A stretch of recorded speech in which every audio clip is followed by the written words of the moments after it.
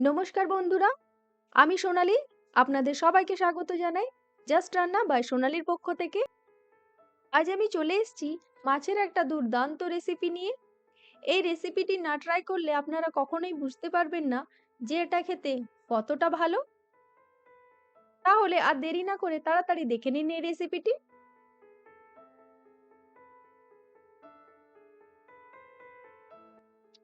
এর জন্য আমি একটা বোলের মধ্যে নিয়ে নিচ্ছি 4 চা চামচ হলুদ সর্ষে, 1 চা চামচ কালো সর্ষে আর 1.5 চা চামচ পোস্ত। এরপর আমি এখানে নিয়ে নিচ্ছি 5টে কাজু আর 1 চা চামচ চারমগজ। এরপর একটুখানি জল দিয়ে এটাকে আমি ভিজিয়ে রেখে দেবো 20 থেকে 30 মিনিটের জন্য। আর 20 থেকে 30 মিনিট হয়ে গেলে এটাকে আমি ভালো করে বেটে নেব। তারপর আমি এখানে 5টা কাঁচা লঙ্কা মিশিয়ে দিয়ে এটাকে ঝটফট করে বেটে নিচ্ছি। এই দেখুন কি সুন্দর একটা স্মুথ পেস্ট তৈরি হয়ে গেল। তো চলুন বাকি রান্নাটা করে নিই। এখানে আমি 1 কিলো রুই মাছ নিয়ে নিয়েছি, যেটাকে আগে থেকে ভালো করে ধুয়ে পরিষ্কার করে ওর মধ্যে নুন হলুদ মাখিয়ে রেখে দিয়েছিলাম। তাহলে এখন আমি ঝটপট করে এই মাছটা ভেজে নিই।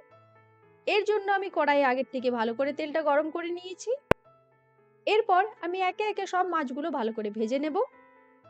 এখানে আপনাদের ছোট্ট একটা টিপস দিয়ে নিই।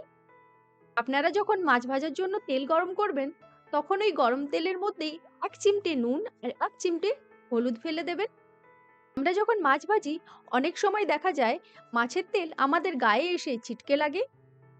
তাই গরম তেলের মধ্যে নুন হলুদ ফেলে দিলে আর এই দিক ওই দিকও ছিটকে যাবে না আর আমাদের গায়ে এসেও লাগবে না। এই দেখুন এখানে সব মাছগুলো ভাজা হয়ে গেছে। এরপর কড়াইয়ের মধ্যে যে আমাদের অবশিষ্ট তেল আছে ওর মধ্যেই একটা তেজপাতা, দুটো ছোট এলাচ ও দুটো লং তেলের মধ্যে দিয়ে দিলাম। এরপর এটাকে একটু নেড়ে চেড়ে এর মধ্যে দিয়ে দিচ্ছি কুচনো পেঁয়াজ। এখানে আমি একটা মিডিয়াম সাইজের পেঁয়াজ ব্যবহার করেছি।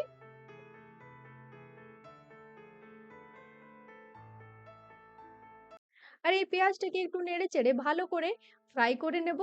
যেই পেঁয়াজের কালারটা একটু লালচে হয়ে যাবে সেই আমি দিয়ে দেব আদা ও রসুনের পেস্ট।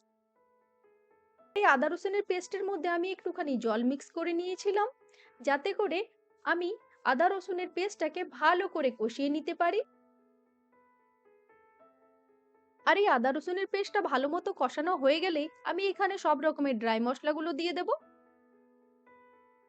এখানে দিয়ে দিচ্ছি 1 চা চামচ হলুদ গুঁড়ো, 1 চা চামচ জিরে গুঁড়ো, 1 চা চামচ ধনে গুঁড়ো আর 1 চা চামচ কাশ্মীরি লাল লঙ্কার গুঁড়ো।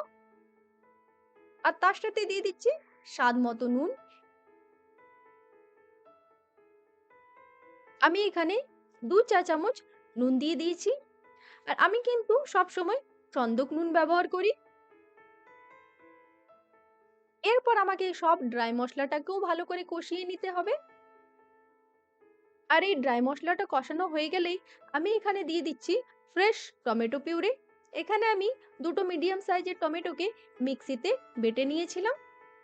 এরপর আমি এটাকেও ভালো করে কষিয়ে নেব, যতক্ষণ পর্যন্ত না টমেটোর কাঁচা ভাবটা চলে যায়।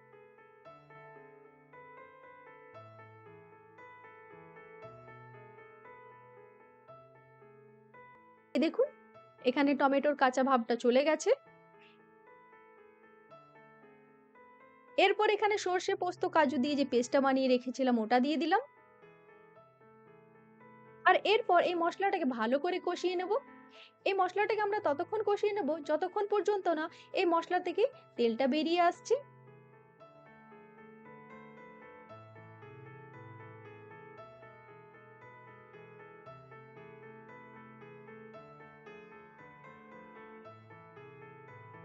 এই দেখুন এখানে মশলাটা ভালো করে কষানো হয়ে গেছে।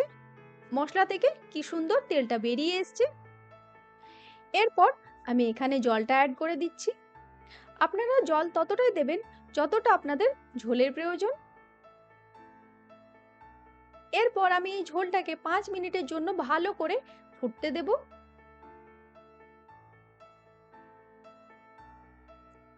5 মিনিট ঝোলটা ভালো করে ফোটানোর পর আমি এখানে ঝোলের মধ্যে মাছগুলো দিয়ে দেব।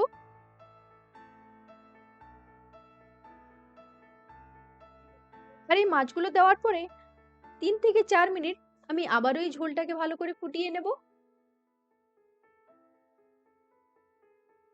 আর ৪ মিনিট ঝোলটাকে ফোটানোর পর গ্যাসের ফ্লেমটাকে বন্ধ করে আমি ওপর থেকে একটুখানি ধনেপাতা কুচি ছড়িয়ে দেব। তাহলে রেডি হয়ে গেল আমাদের মাছের এই দুর্দান্ত রেসিপিটি। আপনারাও তাড়াতাড়ি বানিয়ে ফেলুন মাছের এই রেসিপিটি। আর আমাকে অবশ্যই কমেন্টে লিখে জানান কেমন হয়েছে খেতে।